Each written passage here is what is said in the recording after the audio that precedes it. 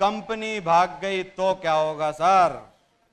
मैं एक आदमी से मिला, बात किया, उसको चेक दिखाए, लाखों रुपए बताए, बाद में क्या बोला जानना चाहते हो? कि शर्मा जी अभी बहुत उछल रहे हो, जब देखेंगे जब कंपनी भाग जाएगी। क्या बोला? अभी बहुत उछल रहे हो, जब देखेंगे जब कंपनी भाग जाएगी। समझ में आ रहा है? मतलब हर आदमी को क्या डर है कि कंपनी कहीं भाग तो नहीं जाएगी, तो आप उससे सिर्फ एक सवाल करो, उसका मुंह बंद हो जाएगा। क्या? ये देखो, आप उसको बोलो कि साहब कंपनी की लागत है 8 करोड़ और तुम लगा रहे हो 8,000, तो ये बताओ पहले कौन भागेगा? क्यों? कंपनी भाई 8 करोड़ लगा के धंधा कर रही है और तुम 8,000 लगा रहे हो, तो पहले भागने के चांस किसके हैं? आपके ना। आप उसको ये नहीं बोल सकते हो, तो उसको 4 कारण बताइए। 4 कारण क्या है? कंपनियां 4 तरीके की होती हैं, आप उसको समझाइए। सबसे पहली जो कंपनी है वो प्रोडक्ट बेस्ड कंपनी है, जैसे एलजी, सैमसंग, हीरो होंडा और बहुत सारी कंपनियां। ये क्या करती हैं? प्रोडक्ट बनाती हैं और मार्केट में बेचती हैं और बेचती हैं। ये पहली तरीके की कंपनियां होती हैं। दूसरे तरीके की जो कंपनियां होती हैं वो कौन सी होती हैं? इंश्योरेंस कंपनियां होती हैं, जो कि आईआरडीए की रूलिंग्स पे काम करती हैं। तीसरे तरीके की कंपनियां होती हैं जो कि फाइनेंस कंपनियां होती हैं, जो फाइनेंस से रिलेटेड काम करती हैं। है कि नहीं? तो ये सब अलग अलग टाइप की जो कंपनियां होती हैं, अलग अलग टाइप से काम करती हैं। तो प्रोडक्ट बेस्ड कंपनियों के बंद होने के चांस हैं। क्यों? क्योंकि उनका अगर सामान नहीं बिकेगा तो उनको बंद होना पड़ेगा कि नहीं? जैसे डेवू मोटर्स थी, मटीज की गाड़ी आती थी, उसकी बंद हो गई। एलएमएल की पहले मोटरसाइकिल आती थी, बंद हो गई ना, क्योंकि प्रोडक्ट की अगर डिमांड नहीं रहेगी तो क्या हो, कितनी बड़ी कंपनी हो, बंद उसको होना पड़ेगा। है कि नहीं है?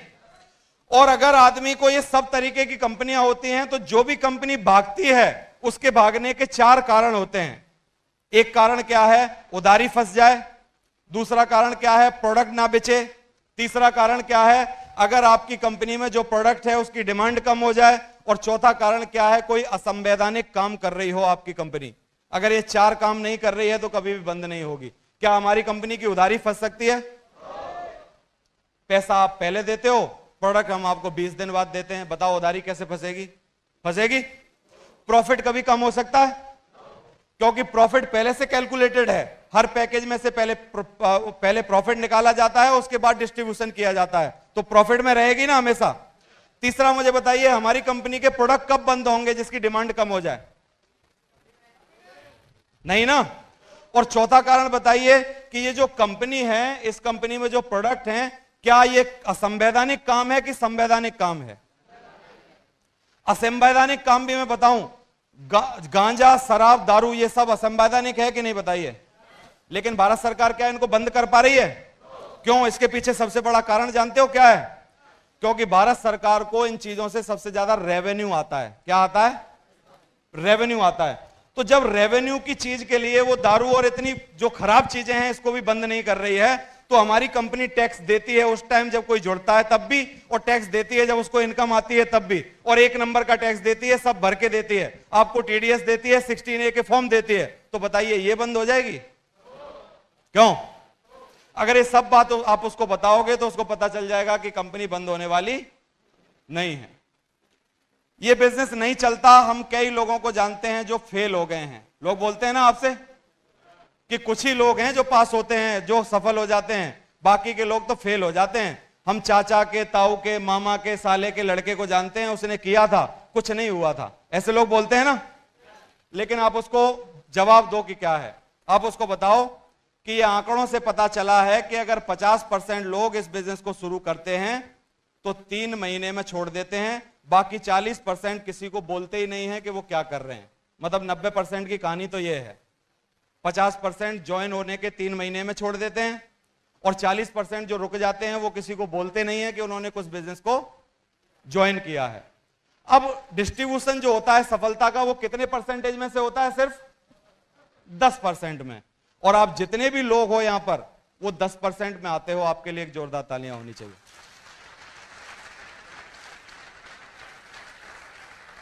समझ में आ रहा है? अगली बात बताइए आप उनको।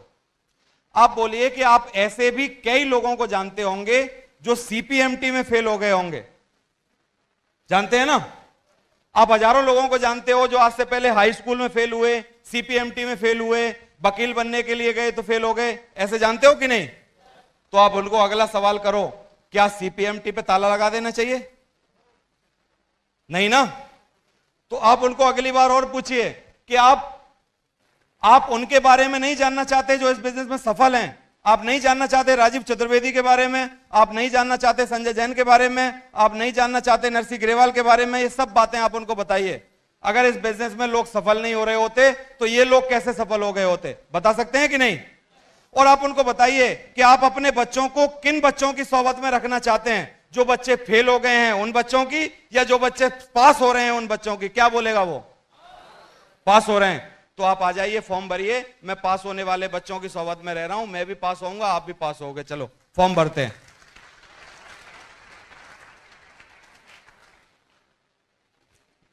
सिक्योर लाइफ को करने के लिए कुछ सावधानियां और सुझाव जानना चाहते हैं?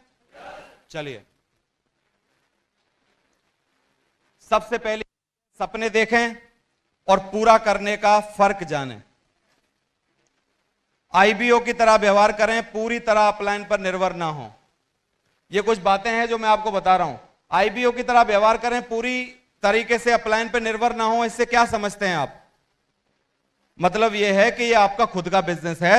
अगर आप ये चाहते हो कि सब काम अपलाइन कर दे तो वो कब तक करेगा? और आपको भी कुछ जिम्मेदारियां लेनी पड़ेंगी कि नहीं? आपको प्लान दिखाना सीखना पड़ेगा, आपको फॉलोअप सीखना पड़ेगा, आपको वो सब बातें जाननी पड़ेंगी जो इस बिजनेस में करने के लिए जरूरी हैं। नहीं तो एक लेवल तक तो मदद मिलेगी आपको आपके अपलाइन से, धीरे धीरे क्या होगा, जब वो मदद करना बंद करेगा तो आपका काम ऑटोमेटिक बंद हो जाएगा, क्योंकि आपने तो कभी भी इसको करना सीखा नहीं है कि नहीं? एजुकेशन सिस्टम का अनुसरण करें। एजुकेशन सिस्टम का नाम क्या है हमारे का? Success support system. Success support system जो चीजें बताता है या जो चीजें लागू करता है या जो चीजें ट्रेनिंग में बोली जाती हैं, क्या उन सब चीजों को अगर आप मानेंगे तो सफल हो जाएंगे कि नहीं? बताइए। ना कहने वालों को दुश्मन ना माने। जो लोग आपको मना करते हैं इस बिजनेस के लिए, आप उनको दुश्मन मत बनाइए। मैं आपको एक अपना लेटेस्ट एक्सपीरियंस बता रहा हूं। जब मैंने काम करना चालू किया था तो काफी लोगों ने मुझे मना किया इस काम के लिए और वो नहीं जुड़े, लेकिन मैं अपनी मेहनत से काम करता रहा और मैं एक आईडी पे डायमंड बन गया, और मेहनत किया, दूसरी आईडी पे डायमंड बन गया। समझ में आ रहा है? लेकिन जिन लोगों ने पहले मुझसे मना किया था ना, या काम नहीं किया था, वो लोग, जब मैं अब आज 2 आईडी पे डायमंड बन गया हूं और मैं पैसा कमा रहा हूं और लाखों रुपए मेरे पास आ रहे हैं, वो सब मेरे साथ जुड़ गए हैं और मुझे तीसरी आईडी पे डायमंड बनाने की तैयारी कर रहे हैं। समझ में आ रहा है कि नहीं? लेकिन अगर मैं उन सब लोगों से दुश्मनी कर लेता, बात नहीं करता, व्यवहार बंद कर देता, लड़ाई कर लेता, अपने बच्चों को बोलता कि इससे मिलना मत, इसकी बात मत सुनना, ये मेरे साथ जुड़ा नहीं है, ये नहीं किया है, तो क्या तीसरी आईडी पे डायमंड बनने का कभी चक्कर चलता? ना। आप सिर्फ काम करते वक्त एक ही चीज सोचिए, जो भी आदमी आपसे मना करता है कि मैं इस बिजनेस में काम नहीं करूंगा, जुड़ने के बाद भी अगर काम करना बंद कर देता है, आप दिमाग में सिर्फ एक ही कमांड दीजिए कि भैया इस आईडी पे तो डायमंड में बन ही जाऊंगा, लेकिन ये जो नहीं बन रहा है ना, वो भविष्य के लिए दूसरी आईडी पे डायमंड बनाने की तैयारी कर रहा है, चिंता करने की जरूरत नहीं है, बाद में आएगा।